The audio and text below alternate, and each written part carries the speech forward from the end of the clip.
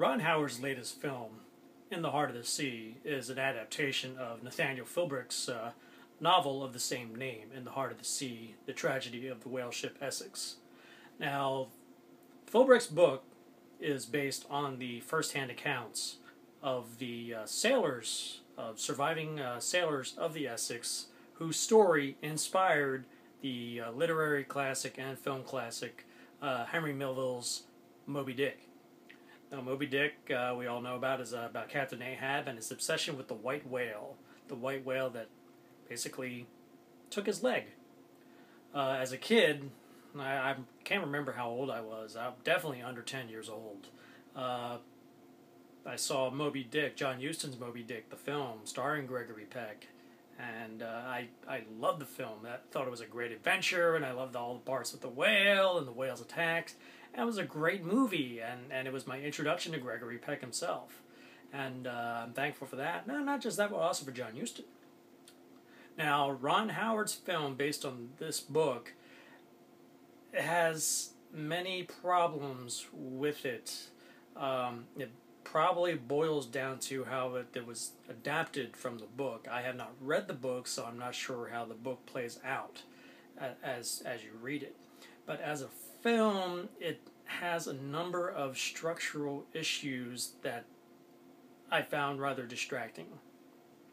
Now, the book is basically inspired by how Henry Melville was inspired by the Essex and to create his book, Moby Dick.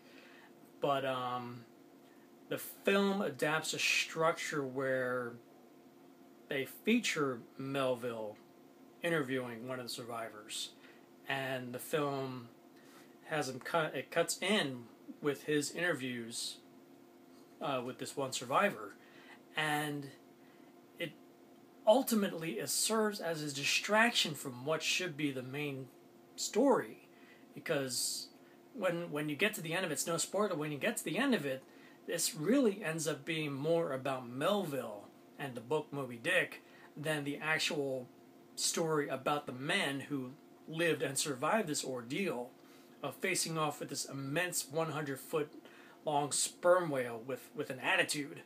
And that in its own should be a fantastic story. It's almost as though they didn't have the confidence in the audience to say that in the fantastic trailers were saying, witness the story, the true story that inspired the literary classic Moby Dick and the legend of Moby Dick. Now, if we know what Moby Dick is, then yeah, we should get that. The whole movie itself really should have been just solely about these characters and the ordeal they went through. And it wasn't even necessary to involve Melville in this at all. I mean, you can extrapolate just from knowing that it's like, okay, obviously someone survived, someone told this tale. So there's really no need to focus on that. We as an audience already filled that in. And it just totally deviates and distracts from the bulk of what the true story is. And that's definitely a problem with the film. But the other problem is that the film unfolds in a very generic, been there, done that fashion.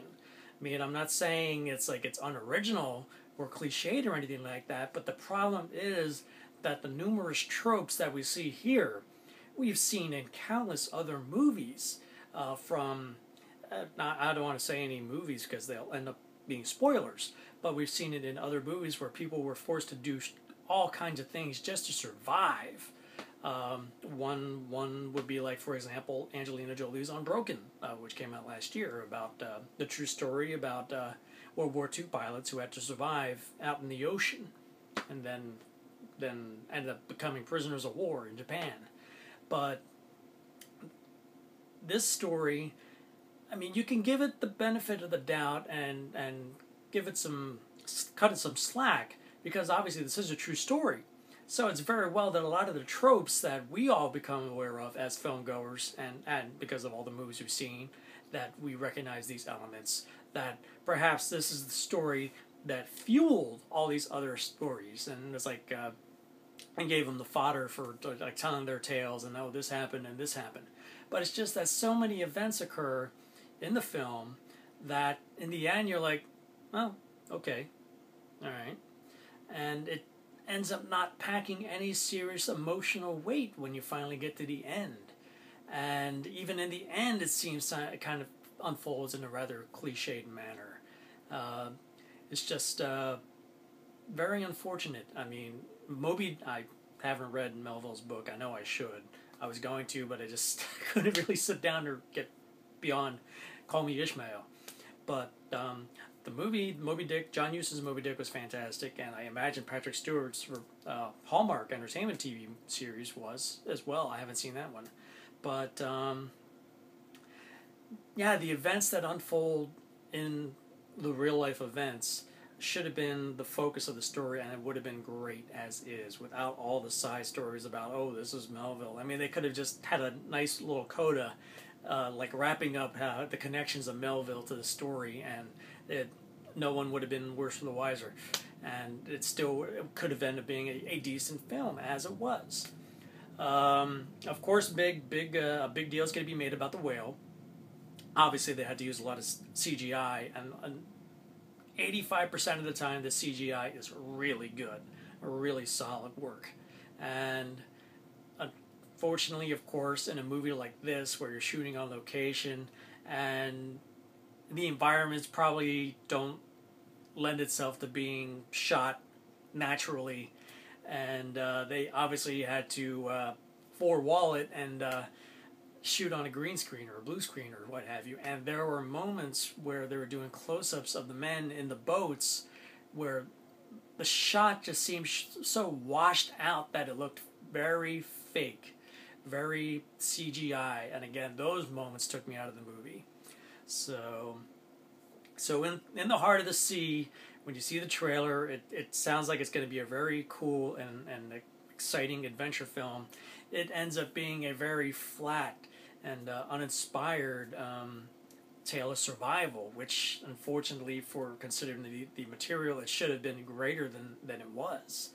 The film features Chris Hemsworth, Tom Holland, Ben Whishaw, Cillian Murphy, Brendan Gleeson, some great actors, and they're just kind of wasted because their characters are very generic in the grand scheme of things, and in the terms of this kind of a tale, they're very generic. I've been there, done that, seen that before, and nothing really stands out.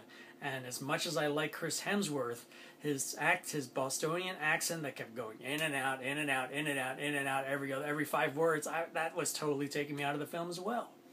It's like it's an unfortunate misfire. And I imagine the book is probably a more enjoyable experience than what we've seen here. I would have loved to have seen more of the whale, but I'm guessing since it's based on true accounts, they didn't spend that much time with the whale. And there were some other events that went on. But like I said, if you've seen a lot of films, especially films dealing with survival, in most extreme situations, you probably are going to recognize instantaneously and know the tropes and how events are going to unfold in this film, even though it's based on a true story. So Ron Howard's In the Heart of the Sea ends up being a pretty big disappointment for me, because it was one of those movies I couldn't wait to see, and I can only give it a 5 out of 10. Yeah, just a 5 out of 10. It just didn't live up to what I thought it was going to be. So, if you like my review, please hit that like button below. If you haven't already, please subscribe to my channel, and if you have, thank you very much. And if you subscribe, you'll be able to stay on top of my reviews as they come in. Now, what say you? Have you heard of In the Heart of the Sea? And of course, have you heard of Moby Dick? What do you think? Were you looking forward to this film version of the novel? Was there anything you weren't looking forward to? Did you like it? Did you hate it? I'm very curious to hear what you have to say. So, until next time, there she blows. Go rent John Huston's Moby Dick.